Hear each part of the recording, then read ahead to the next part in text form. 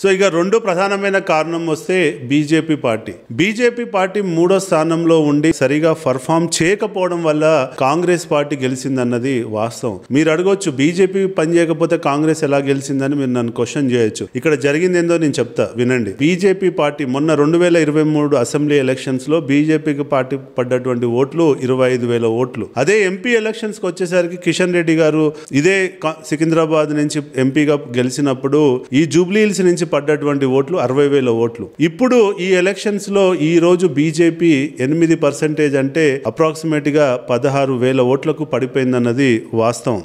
BJP ఇంత drastic గా పడిపోయినప్పుడు ఆ ఓటు ఎక్కడికి పోయిందన్నది మనం విశ్లేషించాలి. మేము మొత్తం ప్రీపోల్ 3 రౌండ్ సర్వేలు చేసాం. ఫస్ట్ రౌండ్ సర్వేలో బీజేపీకి 20% ఉంటే అది కాస్త రెండో రౌండ్ సర్వేకి వచ్చేసరికి 15%, థర్డ్ రౌండ్ ప్రీపోల్ సర్వేకి వచ్చేసరికి 10% పడిపోయింది.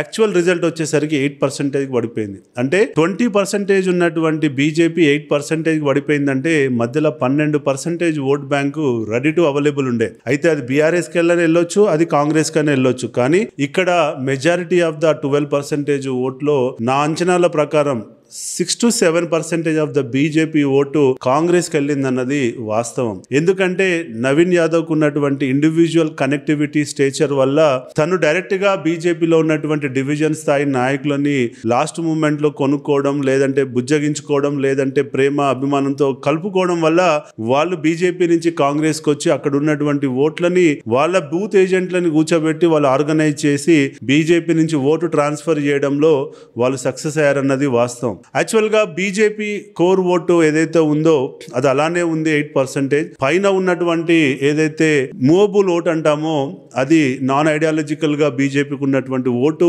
అది కాస్త బీఆర్ఎస్ కి వస్తుంది అనుకొని వీళ్ళు అంచనాలు వేశారు. కానీ చివరి మూమెంట్ లో అది ఎక్కువ మోతాదులో కాంగ్రెస్ కి వెళ్ళింది. దాని వల్ల కూడా బీఆర్ఎస్ కి నష్టం జరిగింది, కాంగ్రెస్ కి హెల్ప్ అయిందన్నది ఇక్కడ వాస్తవం.